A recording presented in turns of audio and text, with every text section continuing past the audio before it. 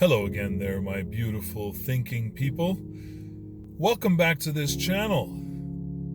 Hey, while you're here, why don't you hit the like button, because you know you're going to like my content. And how about subscribing to my channel, which will help push us forward and get us to the point where we can really give you some great, well-researched content that you can take to the bank. Here I am at a new topic. Why you shouldn't buy a Tesla. Now, once again, please, just hit that like button. You'll see. It's not what you think. And hey, subscribe for growing content because it's coming. There are many reasons why I say this. There are so many other electric vehicles to choose from now. They're coming from China and America and all over the place. Well, that's a very good reason, of course. Autopilot is just not what I would like it to be. It's still not perfect. Full self-driving, it's not done yet. I keep hearing about this full self-driving. Where is it? Tell me. I don't know. Where's all the dials and knobs and switches and things that I'm so used to and love to play with in my car? Why is the car so minimalistic in its interior? There's nothing to look at. These low-profile tires. All I keep hearing is how a few people have cracked a rim or gotten a flat because they have such low profile tires and they go through a pothole or they hit a bump or they hit a rock, and these things are the results. This summon feature, it's not perfect. These cars are like doing all kinds of funny things. Why should I buy a car who claims to have summon and it doesn't work? How come the self-driving feature and the autopilot don't adjust for weather? All the chargers are way too far away from me. Like, it would just take me forever to get to a charger. And then once I get to a charger, it takes so long to charge. Like, this is just not worth my time. I can run to a gas station and fill up in like 5 minutes. Okay, yeah, it takes me 6 or 7 minutes to get to a gas station, but still, I can do that anytime. Leave my house, go to a gas station, and fill up. If they're supposed to be so safe, why are they still having accidents? Why are they still involved in accidents? I don't understand. This car's supposed to be the epitome of safety. They're so expensive to repair. Oh my gosh, how can I afford to have a car like that that's going to cost me so much to repair? And as far as the service, it's so slow and the parts are not in stock. We're always running around looking for parts. All valid reasons? You agree? We agree. Everybody's good on that. We're all on the same page. Now let's tackle this one by one. Let's break it down. Let's start at, there are so many choices out there on the market now. They're all great competitors for Tesla, and they're going to take Tesla down. That's a great thought. And maybe one day, you might be right. There may be enough competitors on the market with actual competitive stats that will give Tesla a good run for their money. Bear with me.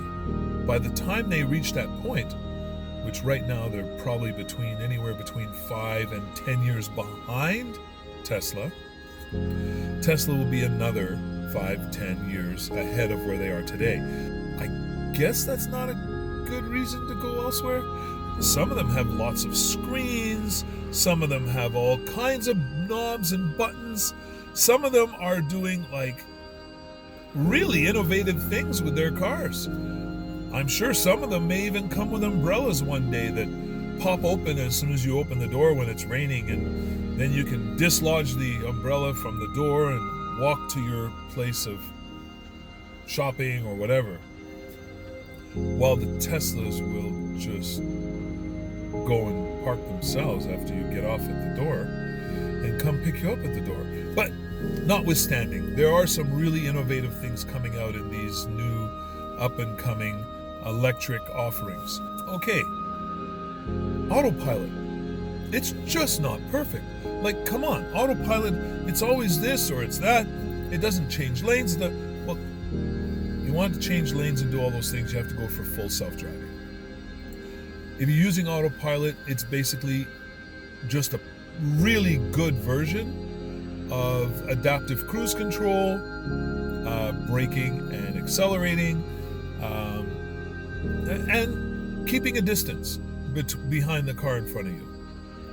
There's collision avoidance. They have features as well, which are probably more sophisticated and a little better offered than other competitors. And that's competitors in the gas market, diesel market, or electric market. As far as full self-driving not being done yet, Elon Musk said it would be feature complete by the end of 2019, and that it would be coming to vehicles in 2020.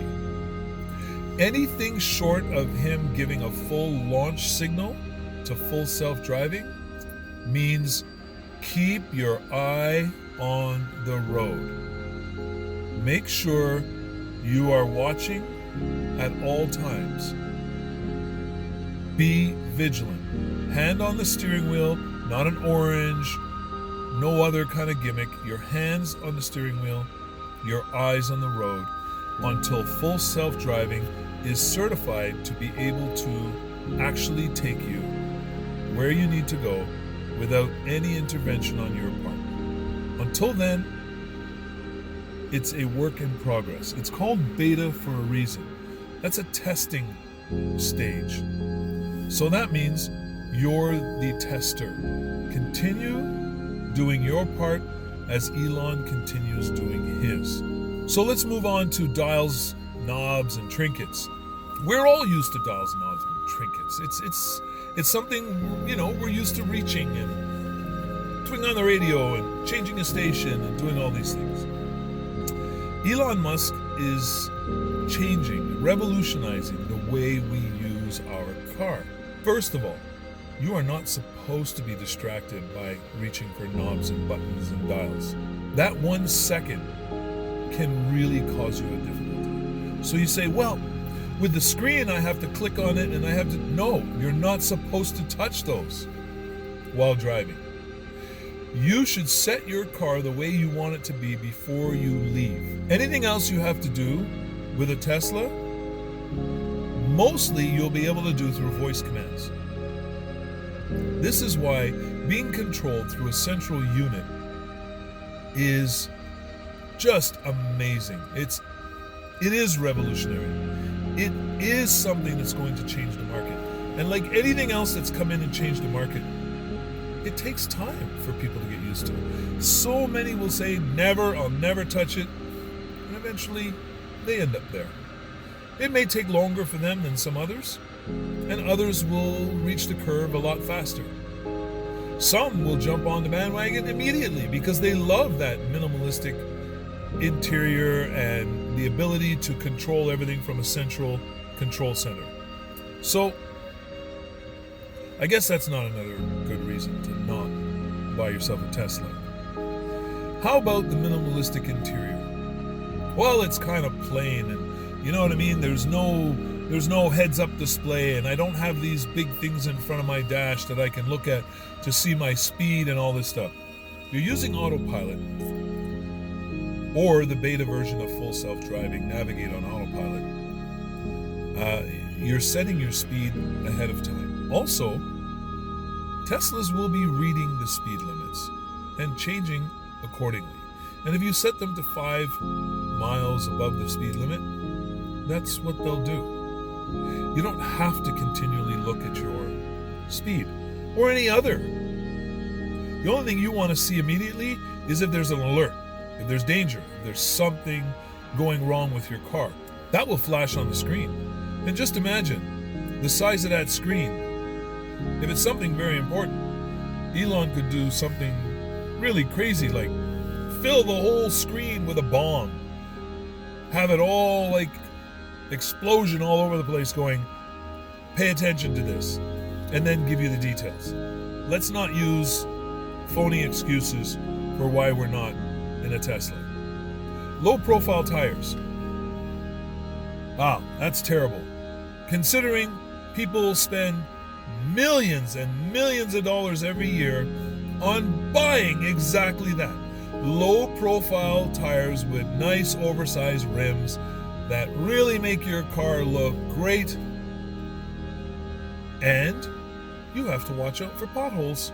And you have to watch out for rocks on the roads and going up curbs and all those other things. So if you go up over a curb and you break your rim, yeah, expect that.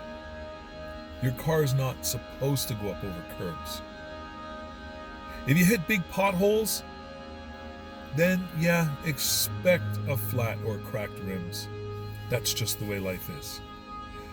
So, considering so many people are buying low-profile tires, Elon Musk has provided you with what you would normally want as standard. That should be a plus for you. If you want to go with some smaller rims and fatter tires, by all means, look into it. I'm sure there's aftermarkets that'll take care of that. Just like aftermarkets took care of the low-profile tires before, now you can go to cheaper, softer tires. This one, Summon, not perfect. It isn't perfect. But from what I can see, it continues to improve and it looks really awesome. Weather, not adjusted when it comes to autopilot and full self-drive. Again, feature complete, beta version, you're testing it. In the shadow mode, I'm sure it is watching every one of the weather conditions, wet, slippery, snow, ice, and measuring how you adjust your driving accordingly. Measuring the slip and slide of the tires and how much the vectoring has to be brought into effect in order to keep your car stable. So I'm sure all that information is going back to Elon, and his boys are working very hard to make sure that the finished product is going to have everything taken into account. So let's be patient, see how it comes. Chargers are too far away from you. Gas stations are too far away from me. I have to drive quite a distance to get to my gas stations. But I do it anyway, because we've gotten used to that. If you have to go to a supercharger and it's 15 miles away from you, wow, that's really pathetic. You're right, that's far. You're supposed to charge it at home. Even if you use a 110 cable, charge it at home. That's what you're supposed to do. If you don't have access to a plug, ask your neighbor if you could charge it in their home. They can leave you an extension cord and you can plug it in right beside their home. Pay them 60 cents a night, $1 a night, whatever it's going to cost you, or cost them, excuse me. That is a major plus to owning an electric vehicle. You park it in your garage, you plug it in the morning, you have a fully ready-to-go car. You're not driving to a gas station to go get gas and spill it on your shoe or down the side of your car or any of those other great things that happen when you're heading to a gas station. You're not worried about somebody getting out of their car, smoking a cigarette, and all of you blowing up. You're not out there going to a gas station having somebody come running through the gas station and smashing into pumps and scaring the hang out of you. You're not there while all of a sudden some hoodlums decide they're going to come and hold up the gas station while you're there getting your gas. Okay, so if you still think that is a negative, that's fine. You'll come around eventually, or not. That's up to you. The charging takes so long. Well, if you're on a road trip like I do many, one of the best things I could hope for is that charging could take me a little while, so that I could stop, rest, take my eyes off the road, and actually get rejuvenated, whether it's a snack or use the washroom or whatever the case may be. It's going to keep you safer on the road while I'm getting charged up on a regular basis. And it doesn't take that long, because most of the trips, if you do it according to Elon Musk's algorithms, you will be charging at the optimal spots in your battery's state of charge. You'll get the maximum amount of charge going into your battery in the shortest amount of time, and he will get you to the next available spot where you can again charge for a short period of time. Whereas if you try to get the full charge right off the hop and just go tear off, you're going to spend much more time at a supercharger. Even though you're only stopping once, you'll spend more time at the superchargers because of the charging curve, which goes like this, and then it starts to taper, and it starts to come down. Again, not a viable excuse. Charging times are not that long. accidents aren't eliminated. Look at all these cars we see, electric cars, self-driving cars getting into accidents, killing people, etc., etc. Every one of those mishaps is a tragedy, and we need to be getting a handle on that. Those things need to get better. They really do. But I will pit the record of Teslas and accidents against any other circumstance that you can offer. And I am almost 1,000,000% positive Tesla will come out not a little on top, like 1% better, 2% better, but exponentially better in like terms of multiples better than other vehicles or even people controlling the cars themselves. There are accidents, and they are all unfortunate, and we wish to eliminate every accident so nobody ever has to lose their life or be injured or lose property while driving.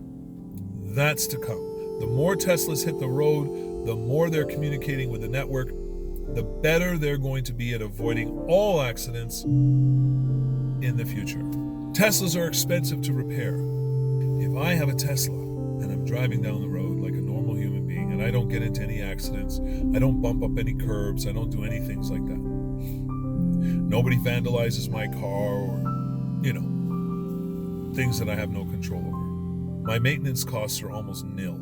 I bring my car in once every 2 years to be checked over for a minimal charge. All the money you spend all the way along in maintenance and repairs and little things breaking down, etc., those you can't stop. So your repair costs versus my repair costs, yours are going to be huge over the whole period before I need to repair anything on my car. And the warranty's so great on a Tesla, chances are it's all covered and I can have a mobile unit come by and repair it right at my home or at my work or wherever I might be in most cases. Not that expensive to repair, unless there is something major that does go and it's outside of warranty, but you've probably gotten a whole lot of use out of that car before you've had to pay for repair. Take that expense and put it over the time period you've owned the car and the kilometers and miles you put on it. You'll see the repairs aren't that expensive. Service is slow, parts are never available. You know what? Every single car on the market have expensive repairs, have difficulty getting parts, have wait times to get in to see the mechanic. Sometimes they take your car in, they pull it apart to figure out what's wrong, and then it might take a week, 2 weeks to get your parts. Your car is down. With Tesla, most things can be diagnosed by their software. They know what the problem is. You come in, you get it fixed on the day your parts are there. If the car is operable, you don't have to have it laid up waiting for the parts to come. Basically, I guess this video should be called all the reasons why you should buy a Tesla. If you have any suggestions as to what the negatives really are in owning a Tesla, please submit them in the comments, send me a message, let me know what your thoughts are, and I will do my best to figure out the response, which will probably be positive.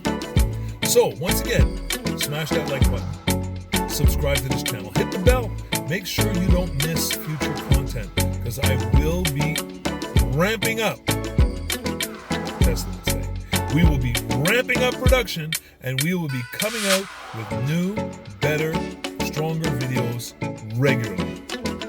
So, what's my motto? Never give up, never give in, but keep an open mind.